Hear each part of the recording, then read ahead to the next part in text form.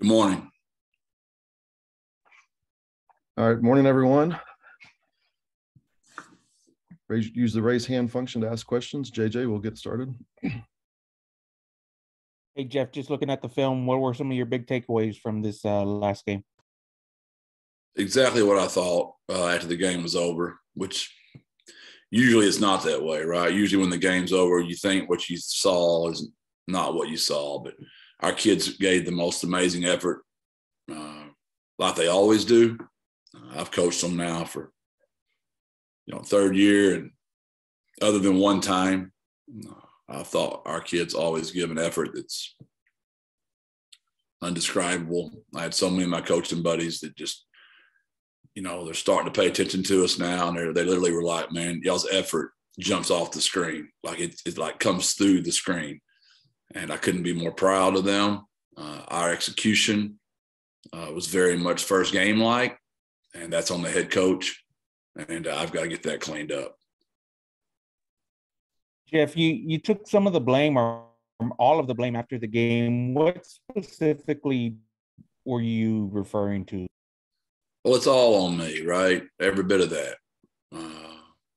And I don't want to get too specific, because what happens then, JJ, then assistant coaches start getting blamed. Then players start getting blamed. All that's on me. And there's so many details in the game. I'll be as vague as possible so I don't give anybody up. But, substitution errors, having to burn timeouts when you don't need to because of formations, and technique, of scheme, of protection, technique defensively, blitzes.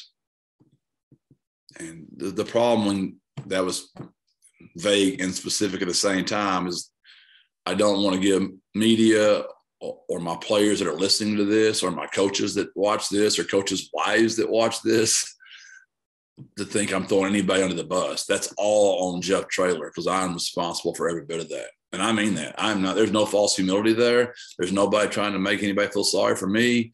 That's on me. That's my responsibility as the head coach to get that stuff taken care of, and it was not taken care of.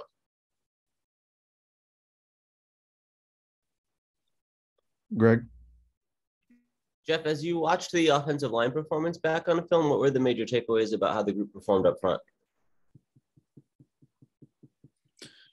Obviously, with the injury to Mekhi Hart, that put us at a distinct disadvantage. I was so proud of Frankie, the way he went out there and competed. Frankie's a walk-on, pays for his own school, that was going against a superior athlete, and Frankie battled his tail off. I thought Maka played a fantastic game. I thought that Vinley, for playing left tackle for the first time in his career, did a really good job. We had a few MAs there. We've got a lot of run game we got to get cleaned up. I expected more from that unit going into the game, but with the injury, they did about as good as they could have. Did we run the ball the way we wanted to? No. Are there some combos up front we got to get better at? Our running backs got to hug some stuff better. There's a lot to get better at. I just don't want to be, too specific because, again, I don't want to throw it. My players give me all they've got, right? And I just have to be careful how I want to be sensitive to what y'all's guys' jobs are, but at the same time, I got to protect my coaches and my players as well after a extremely, extremely tough loss on our program. What can you share about Mekhi Hart's status and how long he might be out? He'll be out for a significant amount of time. Does it still look like Ernesto and Frankie will be the guys to look at that position, or do you have other options you consider through this week? Ernesto's trying to play through an injury. He did not. He gave me all he had. He just couldn't last. I don't want to give Army too much. So it'll be either Frankie or Ernesto.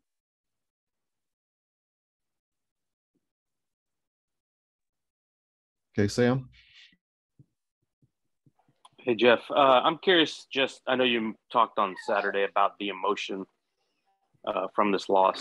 How have your guys handled it in the day and a half since? I text my single-digit guys and my leadership council about 1 a.m.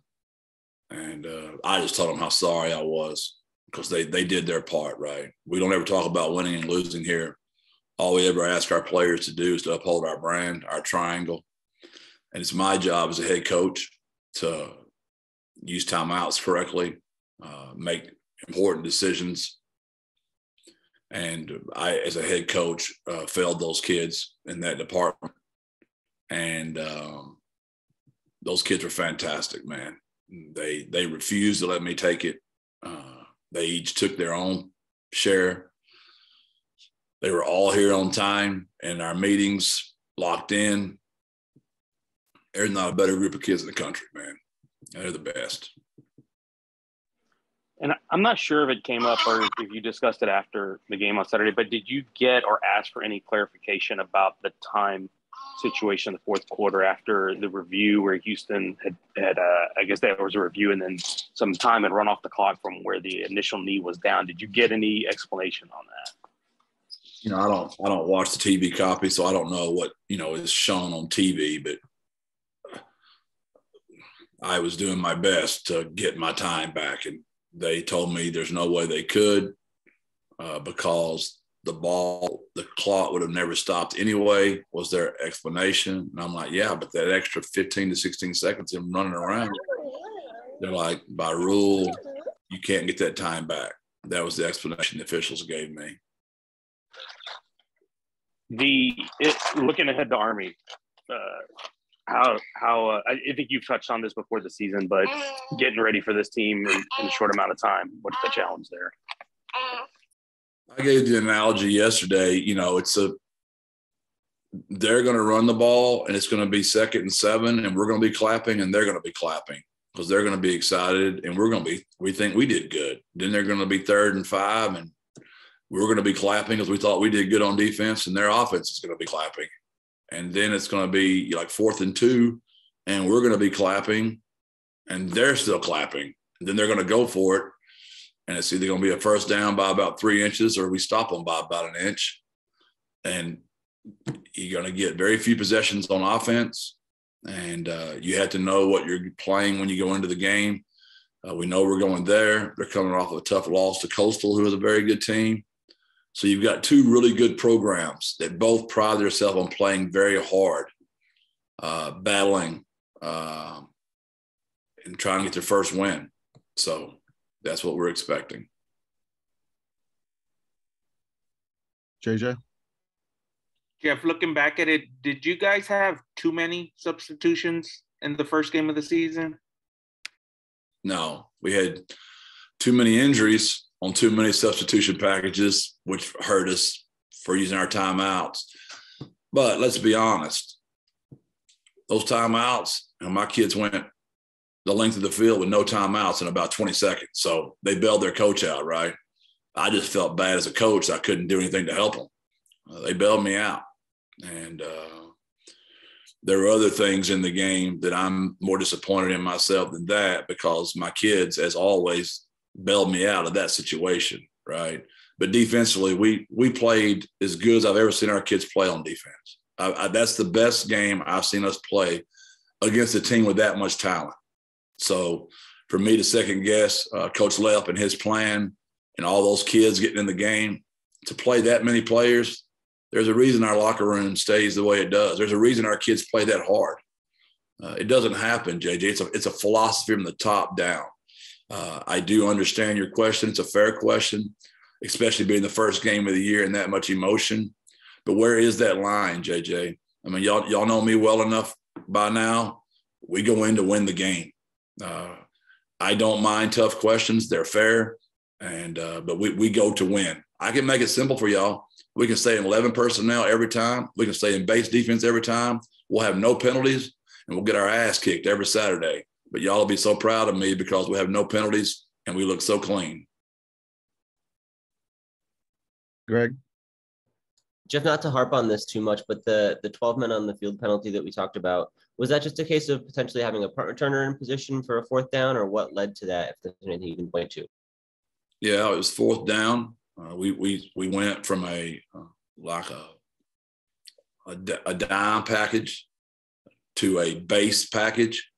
So when our punt returner and coach saw the mass substitution on defense, thought we were punting the football. It's inexcusable. I'm the head coach. It's on me. And I wanted to check in about Demetrius Allen. Obviously, we expected he might be in a position to potentially start, and I don't believe he was dressed for the game unless I missed him out there. Can you update us on his status at all?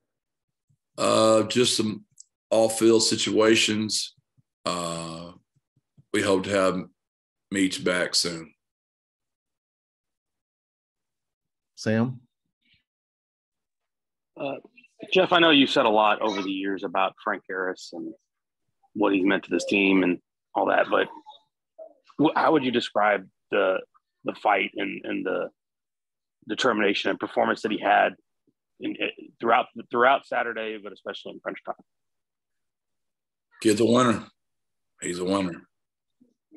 No one feels worse about that game than Frank Harris. That's just the way Frank is, man. And I put him in a bad position on that last play, and that's on me again as the head coach, and or he'd have won the game for me. So, you hate to say he's the heart and soul of our team because we have so many kids who are the heart and soul of our team, right? How do you say that and not mention Dadrian Taylor? how do you say that and not say Trevor Harmonson? How do you say it and not say Maka, right?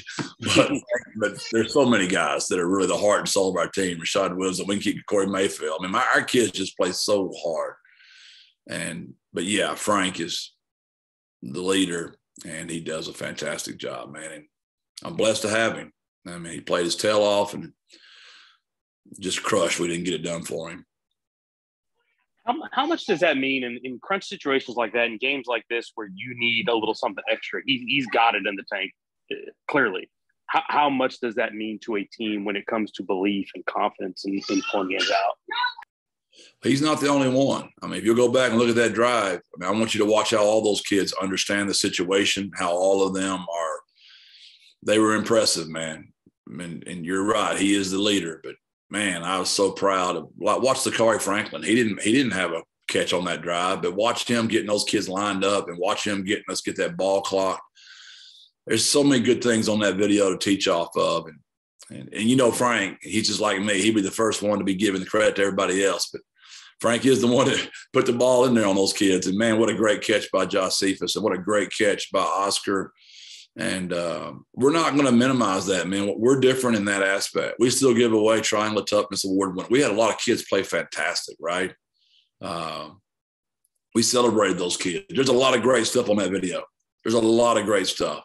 And we're celebrating every one of those moments. Their job is to be true to the brand. My job is to call the timeouts, get the plays called correctly, get them in position to win. I failed them. They did not fail me.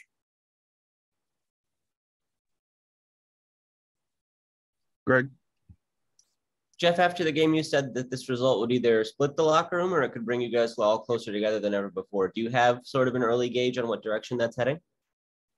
Tighter than ever right now. But, man, we got some more wars to come, right? So and this group, they're unbelievable. There are no problems. I'm talking. There's nobody happy now. It's a dark field house, man. I'm trying everything in my power to get them up, but no one was late for treatment, for weights, for meetings, team meetings, special teams meeting. That's a hard video to watch now. That's hard. As an adult of 54 years old, 33 years of coaching, it's the hardest video I've ever had to watch. And that one was painful. JJ? Jeff, you talked about the play of the defense. What was your assessment on the offense in Will Stein's first game? I thought he did an unbelievable job. I mean, we did not execute, which is on me and him as well. But, man, for the situation, that was a really good defense now. That's a top 10 defense in the country. And we scored every time in the red zone. And crucial penalties, you know, and we held on the completion to Zakari. We had a lot of untimely drops, and all that's on coaching. You know, that's not on players. That's on coaching. And those players are a reflection of me. And but I thought he was calm, cool, and really proud of him and our entire staff. I mean, you have to understand how many changes we've had since we've been here together. I mean, this is new special teams coordinators, new defensive coordinators, new offensive coordinators, and you guys haven't missed a blink. Y'all just get to keep watching good football, right? And that's a lot of changing by a lot of men. And we promote everybody within, right? So that's everybody. Think of all the job changes went into that first game. And that's just part of a growing program with a lot of success. People steal your coordinators, and you got to keep replacing them with young coaches. And as a head coach who's not young, I've got to do a better job to help those guys. You guys on the defensive side were able to get a little pressure on that quarterback. Were you happy? I know it was hard to get him down a few times, but there were some tackles for losses and a few sacks. Were you happy with that production? Yeah, you know, I even opened up my old sneaky book that I write in, right? And I read it straight to y'all. I was so proud of Coach Lep and their plan, how they got home so many times. I never watched the entire game. I watched the rear end, the entire game, because we were trying so hard to reroute those great wide receivers. And, man, we just did such a fantastic job of doing that. And I listened to my coaches like, we've got him 100 times, right? And now that I went back and watched the video, we got home so many times and just didn't get him down. And that's, again, on us. We got to do a better job of that. But, yeah, I thought their plan was great. Our kids, there's a few we just messed up on, but not many. I meant when I told, Greg, when they got the momentum, man, they're hard to beat. And they got it, man. We just weren't quite good enough to stop it once they got it. And we're the ones that gave it to them, which is what's so frustrating. I'll never live this one down. I'll never live this one down, JJ. This one will haunt me until I hang it up. And staying on the defensive end there, you mentioned the play of the secondary. Can you just talk a little bit more about, what you saw there? And, it seemed like it's an improved unit. Oh, we're good. We got a good group, man. We've got good corners. We've got good safeties. We've got good nickels. We've got good D linemen. We're a good football team, right? We've got to get some offensive line issues cleaned up, which I have the most confidence in the world in Matt Maddox and Kurt Traylor. And we got to stay healthy. We can't lose any more kids. We got to stay healthy. If we can stay healthy, we got a really good football team. Losing, Payne Hebert and Mekhi Hart and Meach to start the season off, it's just hard to overcome 3 offensive tackles, especially losing Spencer. That's 4. And but I am very proud of Vinley and Frankie. And when we get Ernesto back and we get Meach back and we get Payne back and we get Mekhi back, we're going to be ready to roll, boys.